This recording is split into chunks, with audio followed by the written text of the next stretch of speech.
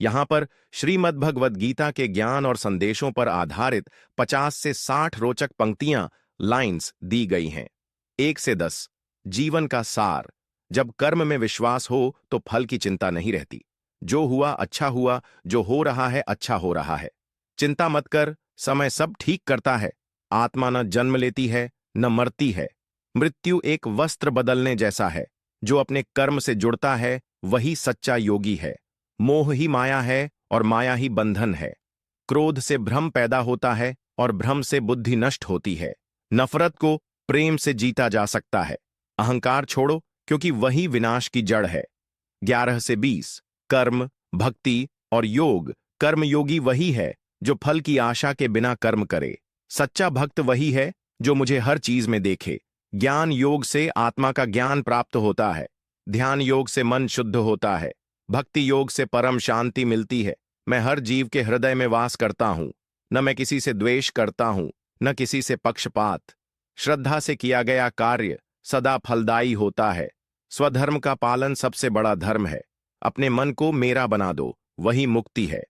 22 से 30 दृष्टिकोण और विवेक। सुख और दुख एक जैसे हैं, बस नजरिया बदलो।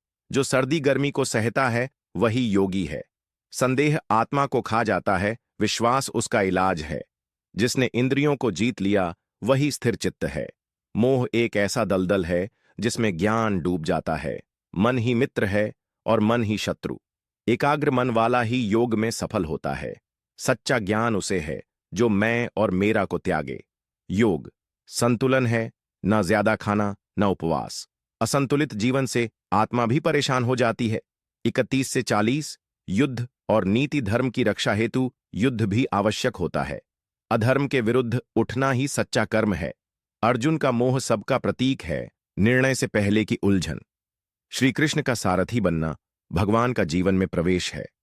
तू बस धनुष उठा, बाकी मैं संभाल लूंगा।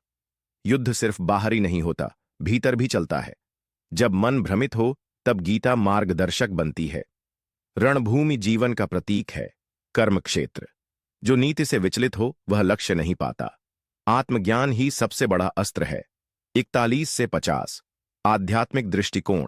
सच्चा योग वही है जिसमें सबको एक समान देखा जाए।